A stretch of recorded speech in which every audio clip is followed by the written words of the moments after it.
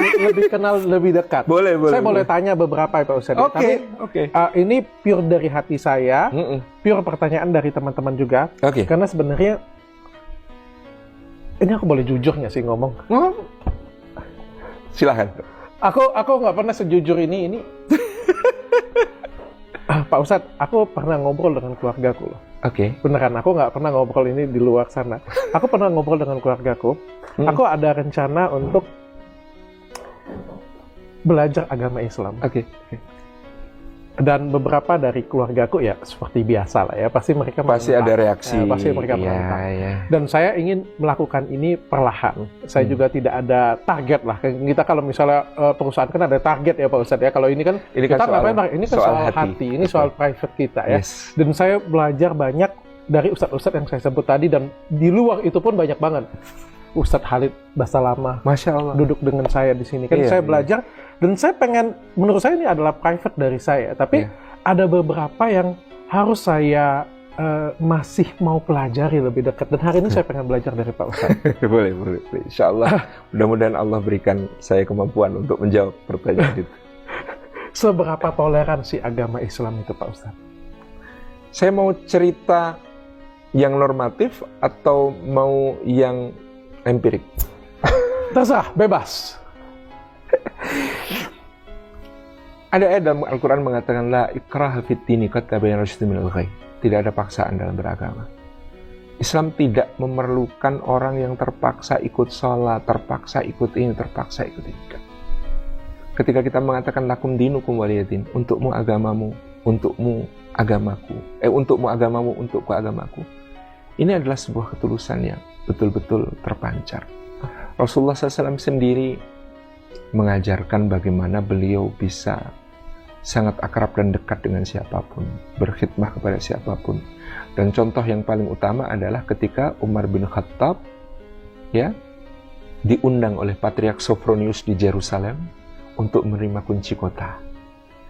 Umar berangkat bersama pembantunya, dia adalah pemimpin seluruh umat Islam ketika itu yang membentang kekuasaannya dari Maroko di barat sampai Pakistan di timur. Dia datang ke Yerusalem mengendarai 1 ekor unta bersama budaknya yang namanya Aslam, pembantunya yang namanya Aslam. Sepanjang perjalanan mereka gantian. Kalau Umar di atas, Aslam nuntun.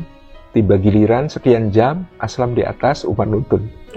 Ketika menjelang kota Yerusalem, Umar ada di bawah menuntun Aslam. Aslam kan nggak enak. Wahai Khalifah, wahai Amirul Mukminin, tuanku, saya turun ya, Anda yang naik. Enggak, ini kan giliran kamu di atas. Memang giliran saya nuntun. Tapi kita mau masuk kota, nanti rakyat salah gitu kan.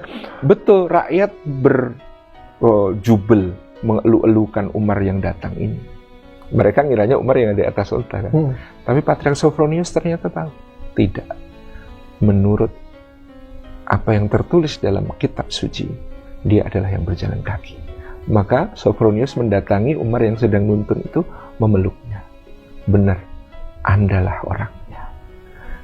Kunci kota diserahkan, kemudian Sophronius mengajak Umar pernah ke Kanisatul Qiyamah belum? Ke The Holy Sepulchre? Belum pernah. Saya pernah masuk ke The Holy Sepulchre.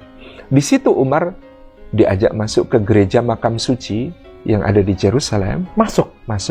Beliau masuk, di situ mau ngobrol dengan Sophronius. Sophronius bertanya, apa kebijakan Anda terhadap kami orang Kristen yang ada di sini? Kata Umar, semua harus berjalan. Dan saya, Umar, memberikan jaminan keamanan bagi penduduk Elia.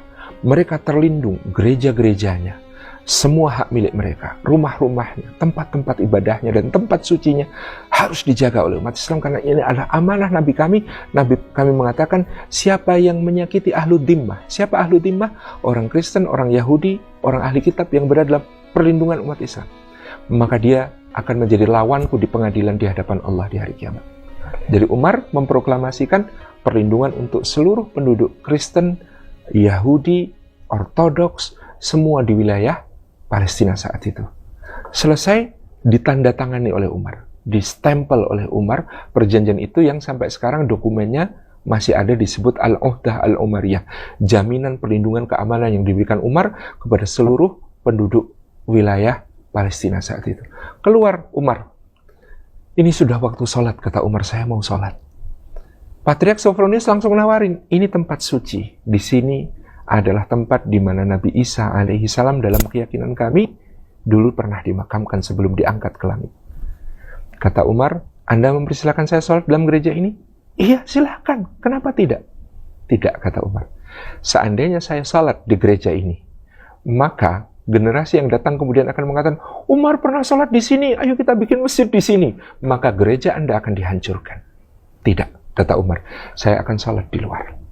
Kemudian Umar keluar, mencari tempat di bawah naungan pohon, dia sholat di situ, dan itu yang sekarang dibangun dengan nama Masjid Umar. Itu tepat di halamannya gereja The Holy Sepulchre. Sebelahan berarti ya? Sebelahan. Karena Umar tidak mau sholat di dalam. Karena kalau sholat di dalam, dia mengatakan, nanti gereja Anda dirubuhin, dibangun masjid gara-gara Umar pernah sholat di sini. Saya merinding loh Pak Ustadz. Ini bukan cerita rekaan. Ini fakta Setoleransi historis. itu, sedamai itu, seindah itu. Ini yang orang sering lupa. Umar mengatakan, Palestina itu dulu perang terus. Perang ketika kekuasaan di Yerusalem tidak dipegang umat Islam. Dari masa, Nabi Isa, Yesus Kristus, sampai masa ketika umat